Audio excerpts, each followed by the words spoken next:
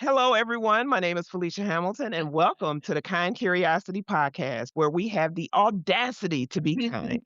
Today, I have a very special guest with me. Actually, to be truthful, we've already been talking for almost an hour, but I decided that we maybe need to jump in and pull this podcast in. Her name is Nicole McGuire. She is the founder of Trail Guide CRM.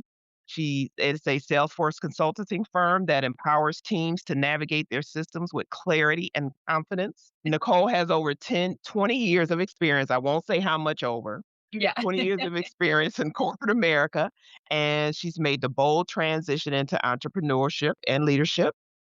She also happens to be the person who interviewed me for my first Salesforce role right out of corporate America, which is, I think, is still the same thing, but she knows what I'm talking about. So she's very special to me. Nicole is a lifelong learner. She's currently pursuing her master's degree, and she's someone that leads with wisdom and kindness. Oh my So, Nicole McGuire, welcome to the Kind Curiosity Podcast. goodness, you are just the best. What a great opening, and thank you for having me be here. And Felicia has taught me so much about leading with kindness and curiosity and continuing to just be open and being willing to ask questions.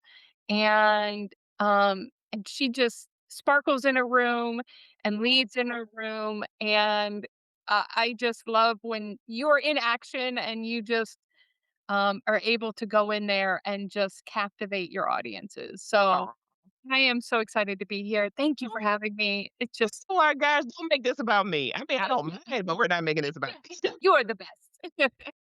Thanks, Nicole. I feel the same way about you. I'm telling you, you all have no idea how much this woman means to me. And I Um, mean, she really means a lot to me because she gave me, and my best friend gave me this word. She gave me permission to be me.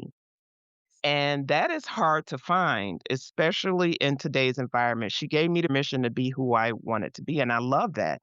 I love telling people about, that you were the first person that opened the door for me in Salesforce, and we bonded very quickly very quickly. in our interview because we talked about corporate America and hitting that glass ceiling. What part of your career journey helped shape and lead who you are today?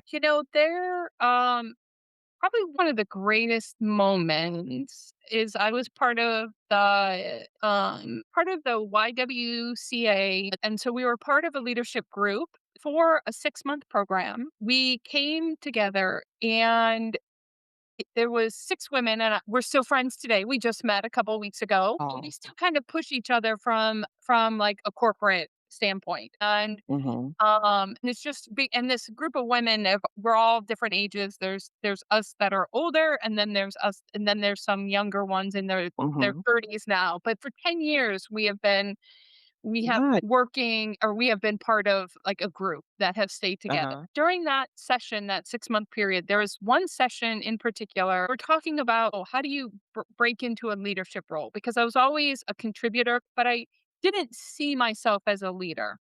And Okay. the reality is that what I realized is that I actually, and growing up, I was afraid to make men look stupid. And there's some reasoning behind that, and I won't go into all of that, but that was affecting my career because if a man said something that was incorrect, I wouldn't necessarily correct them. I would go along with it, or I would shut Okay. down. I would find myself shutting down, and especially if I was Okay. speaking about it and they contradicted me. But I knew I was right. I knew I had the right information. I knew where I was going. Mm, And that moment, it made me reflect and look to say, wait a minute, they don't have all the answers. It's not mm, to be disrespectful, but that you matter. You have intelligence, you have mm, knowledge, you have a mhm. skill. You have probably worked harder than a lot of people just to get where you were. And my background being computer science, we're still sitting around 18% in that field for women. Right. But Women. women, we Okay. still haven't moved that needle very much over the last 20 some years that I've been out of college, and walking into the room and already men feeling like, oh, how does she have the knowledge? How does she know? How does she? not be afraid to argue, not being afraid to, Mhm.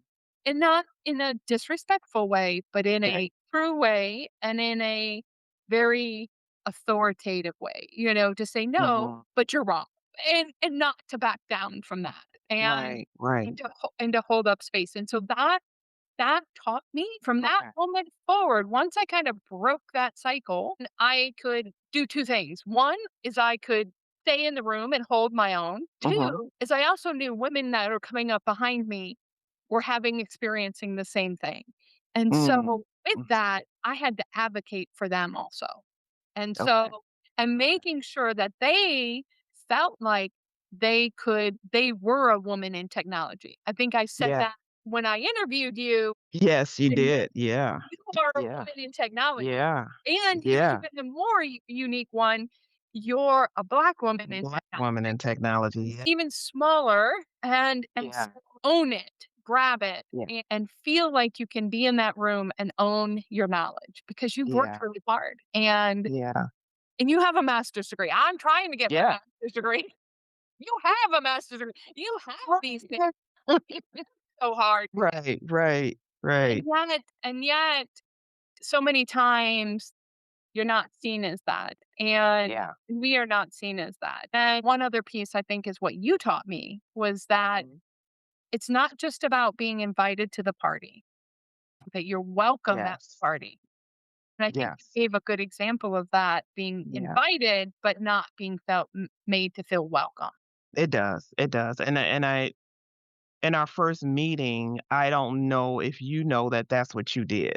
Oh, really? You Oh, displayed that when we had our interview. I remember the warmness because, this is post-COVID. We had to meet virtually, so we couldn't meet in person.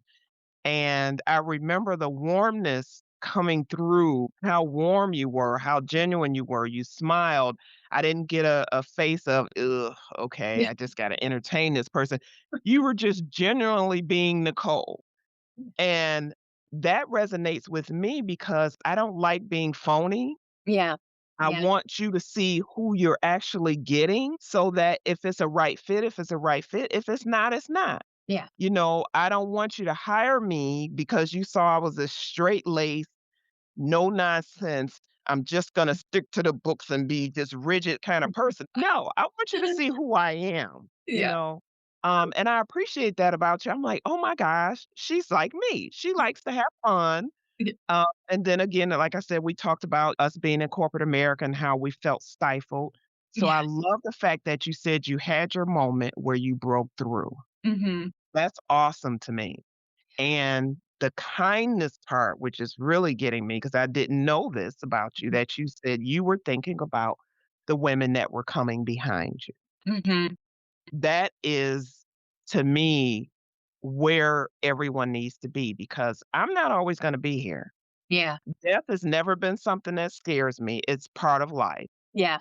One day, not a if, but one day Felicia's gonna be gone. Mhm. What did I do for the people that are coming behind me? What can I give them? And for you to say that, Mm. that just makes me melt even more because it's like, that's what I'm talking about. Stop being just about self. You do for others, and that's the kindness part. Was that something that you grew up with as a person? Not necessarily what you were taught, but your inner being, your inner Nicole, was that who you were? I mean, I think I've learned. I think I've Mhm. I've grown. Maybe it's always been there, but I also had people around me that love me, that tried to get the best out of me. Were they always doing it the right way? I don't know. I think of some teachers I had that also encouraged me, saw the potential in me, and just continued to just push me forward. Again, making me just feel welcome that I could be in this space. That I was that I belonged in this field. I belonged in this area. There have been many times where I think women have felt like they go, whether it is in school or in that they end up leaving technology, whether that's Mhm. partially through their college careers or not, because they don't feel welcome. They don't feel that Mhm. kindness. They don't see someone that looks like them, and Mhm. they get discouraged and go into an area where where they can be more valued, Yeah. which Yeah. is a shame, which is a shame. It is. Losing critical skills that women bring to the table, and the way we think and the way we are, Mhm. and how we consume things and all of those Mhm. things that sadly get overlooked time and time again. What was the biggest mind shift that you had to make from going from being an employee to an entrepreneur and starting your own business? There's a new lady on Instagram, and she might be on TikTok too, but it's I don't know if you've seen her, and I think her name is Melissa, but it's the We Do Not Care Club. And so it's basically she's I think believe she's a comedian. She's part of this We Do Not Care Club, and Okay. it's for women Yeah. who are in the menopause journey, but it's basically getting to the point that we do not care. And that I don't care if I'm not trying to please a company. I'm not giving of my time and effort. My time and effort is a value.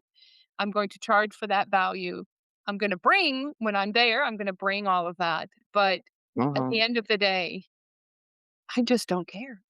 Instead of just you giving me a bunch of requirements and I just follow them, I actually Right. am going to give you my value and my Mhm. opinion and my way to build things. Am I always correct? Mhm. No, probably not. Mm. Right. But Right. I do bring a lot of knowledge, and Yeah. do bring Yeah. a lot of, value that can help you succeed, help your company, Mm. help people succeed in their career. If you want to listen to me, that's on you then. Mhm. That No, I go ahead. Go ahead. want to, my goal is just to be, like you said, authentic, not hide behind Yes. anything. I think Yeah. that's also is that I was tired of not feeling like I'm being authentic, because I can't do what I know is the right thing to do, what is the right way to deliver on this project, or the right way to bring the client along, or to solution, because somebody Mhm. else is telling me, no, you need to do it this way, or I Right. think this is the right way to do it, and you even though it's clearly not the right. Now, do you think, and this is obvious to me, but Yeah. do you think a lot of that is because you're a woman? Yeah, I mean, Of the questioning yeah, of your opinion on things. Yeah. yeah, and Yeah. it depends on who I'm talking to at the time. Mhm. I mean, Mhm. or I can now work with companies that do value my opinion. And if you Mhm. want my opinion and see the value that I bring to the table, obviously Right. we're paying me to bring that to the table, Right. and to show up and to guide them to be successful. If somebody doesn't see that value, then I don't have to work for them. Yeah. I love that, and it reminds me of the book Yeah. that you told me about, How Women Rise. Nicole, during our interview, there was something she saw, and she told me to read this book, and I'm telling you, I read that book, and I'm like, "Oh my gosh, really?" And it was written by a man, Yeah. believe it or not, Yeah. and he gave steps and pointers for women to say, this is how you should be, and this is why you're not rising. It's because, again, women were always taught to sit in the background, to be quiet, to let the man take the spotlight. And I don't care if you do know more than him, you just sit down somewhere. And Mhm. he was saying, he challenged that. He said, no, this is what you can do, and this is how you rise. Mhm. I won't say I think, I know that book is what helped me to break through a lot of things like you were Yeah. saying, and to be okay with speaking up. Yeah. Even Yeah. if I was wrong, because I'm the type of person, and you're this way too, and this is why we get along so well. I'm the Mhm. type of person, if I'm wrong, tell me I'm wrong. Yeah.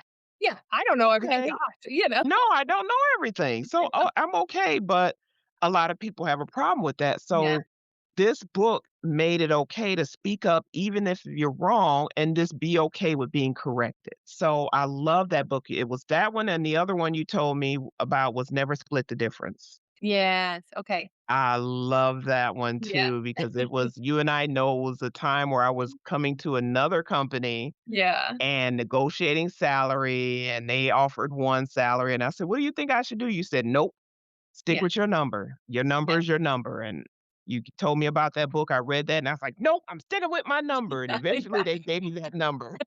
Because you had So value. You brought that value. right, right. And Yes. so it's things like that, Nicole, I think more women need to understand that even if you don't have a master's or a bachelor's, there's something about you that you can bring to the table that can be of value to the company. Now, maybe this company doesn't want that or value that. That's fine, but that doesn't mean you're worthless. And you have to find that, keep finding that place where you are welcome to the party and you are Mm, valued and you are a contributor and whatever that looks like.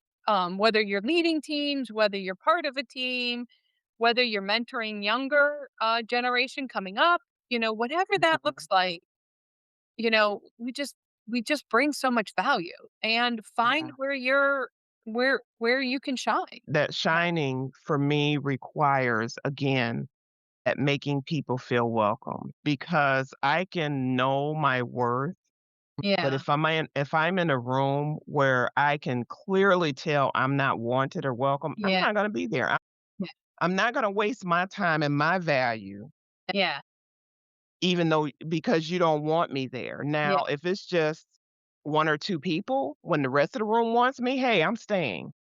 But if it's clearly evident that Yeah. no one wants me there, then I'm not gonna be there. So what you do, you develop this methodology called CAMP. Now, I Yeah. need for you to tell everybody what that stands for and what it's about.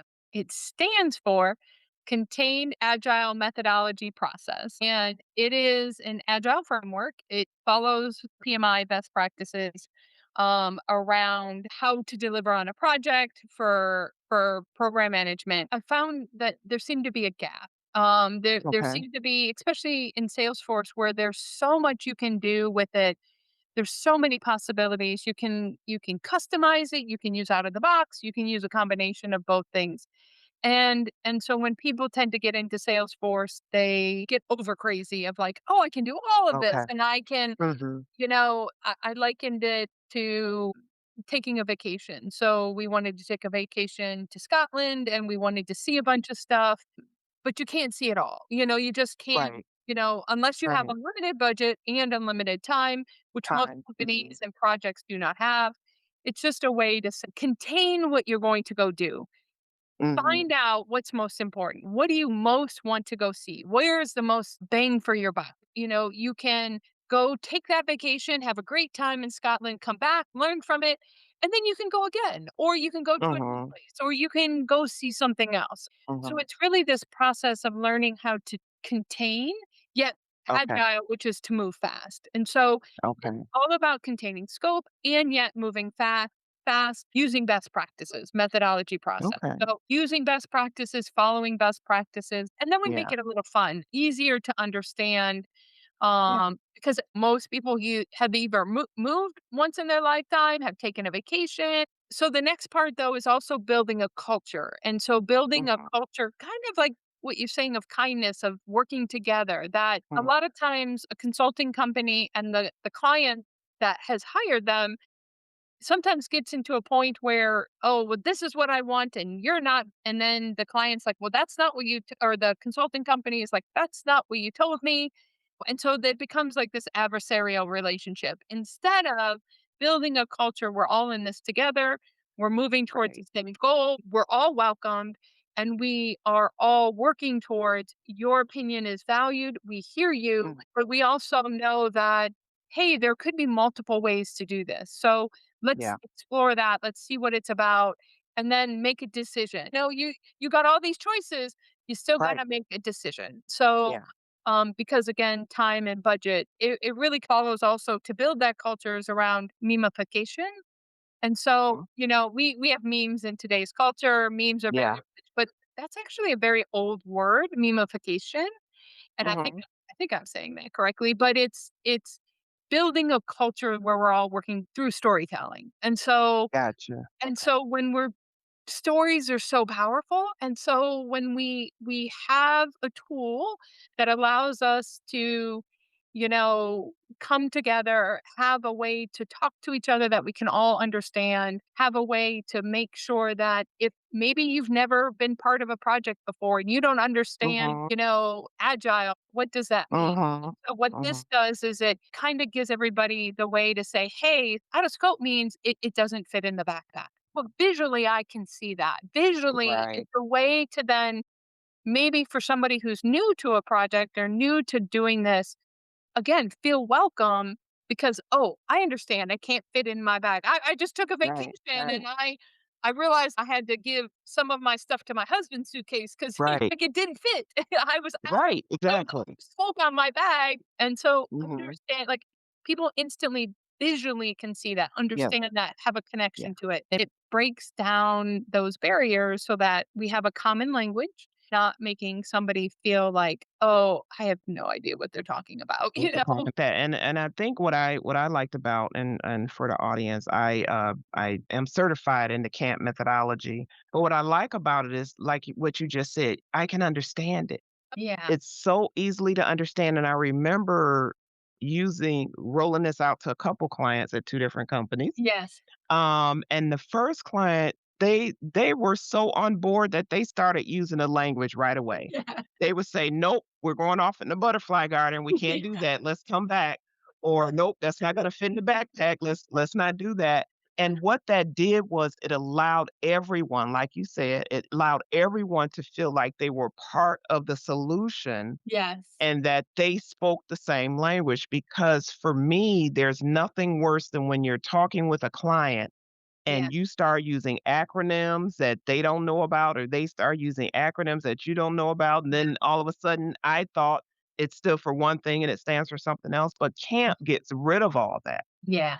So I love the whole methodology. I really do because even now I'll say to my husband, "No, we're not. Nope, you're going off into the butterfly garden." But it does feed into the whole kindness thing, Nicole, and being curious because on a project that has implemented CAMP, I can be curious about things and ask, "Well, Yeah. I'm not sure. Is that going off in the butterfly garden? Will that fit the backpack?" And then someone else will go, "Oh, Yeah. well, let's check this out." So everyone feels like they can Yeah. be part of that whole team. Yes. Yeah. And it really is team building, culture building around we wanna be successful, we wanna get there, Right, and that it's okay to fail, but we have a plan, also, right. and sometimes, we're prepared for any weather. And so things happen that we didn't expect, but we're Yeah, prepared. We know we have each other's backs.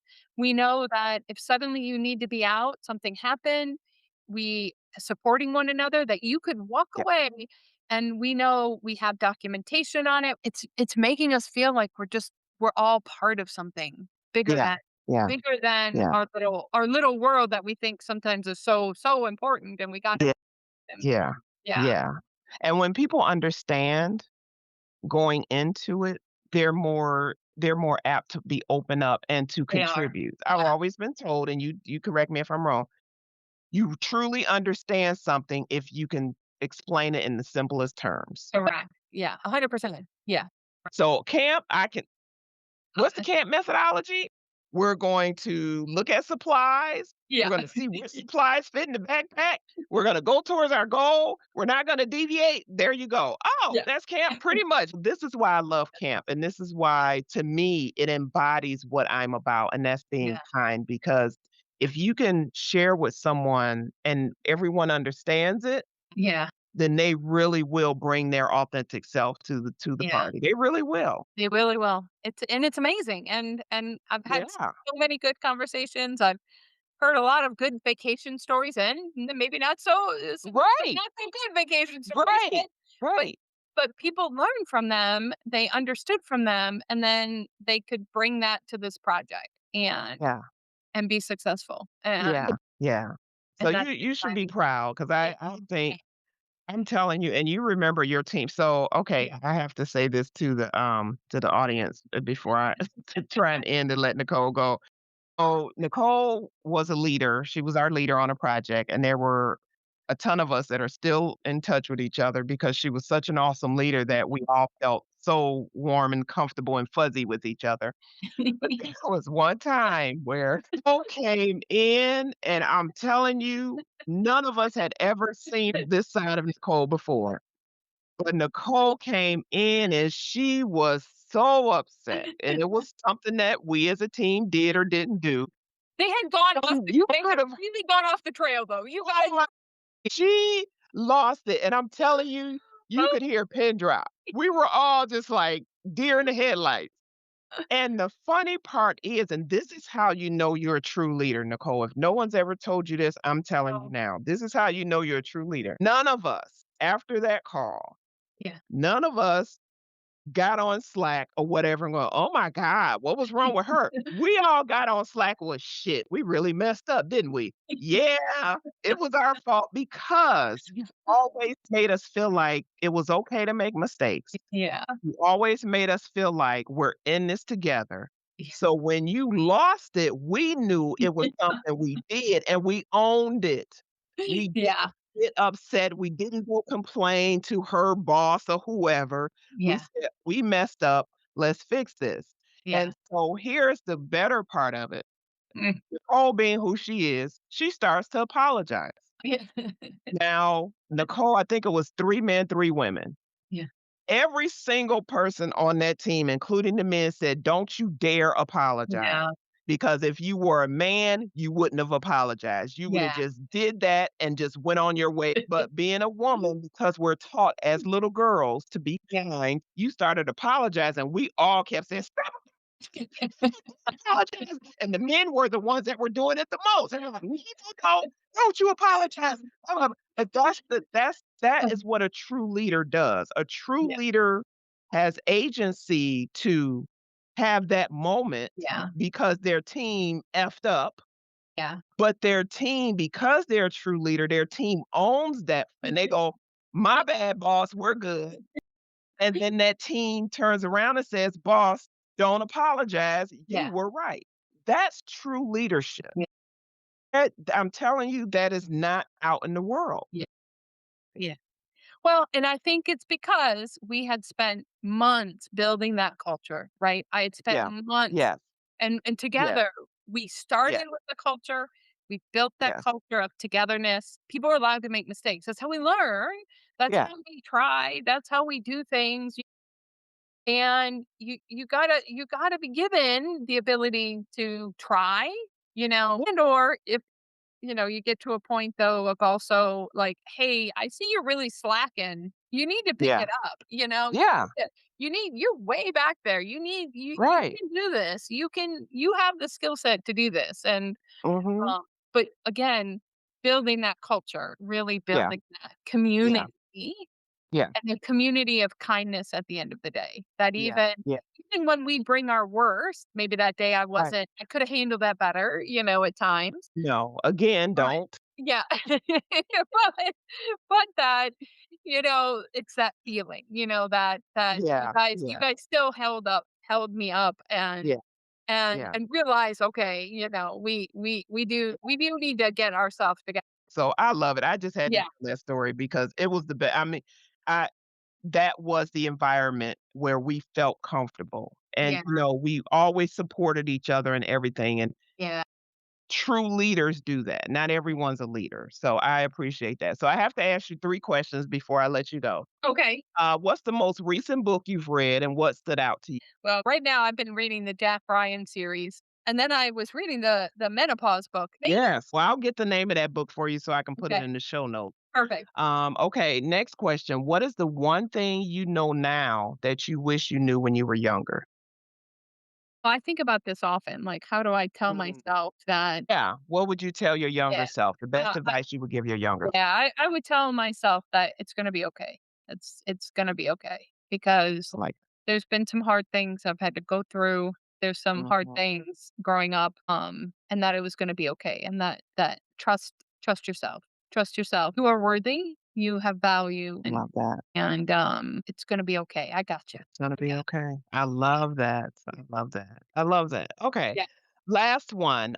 What does kind curiosity mean to you, and how would you like to see it show up more in the world? Um, to me, what it means is that the ability to be open, to be vulnerable a little bit, to be willing to ask a question when you are curious, when you don't know, Mhm, that I don't know what your experience is. And mhm, yet I'm very curious about it, and I wanna know more about you, your culture, your background, because I am very curious. Because if I can get to know you better, then I can understand you better and I can have more empathy.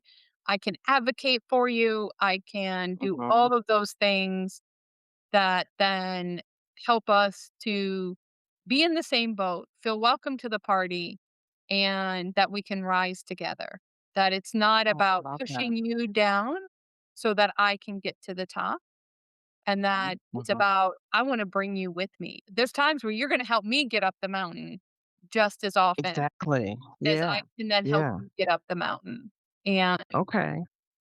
and then I want to bring more, because it's no fun being at the top by yourself. That's boring. No, it's not. No, it's not. Even So though, this is yeah, not about you climbing up the mountain and then kicking me off the ladder when you yeah. get up there. I mean, in our culture, I'm not sure if that's the take we're at, but I wanna, I wanna have a ton of people come along with me, Yeah. and that we can party and celebrate, and because it's so much more fun. And this life is so precious.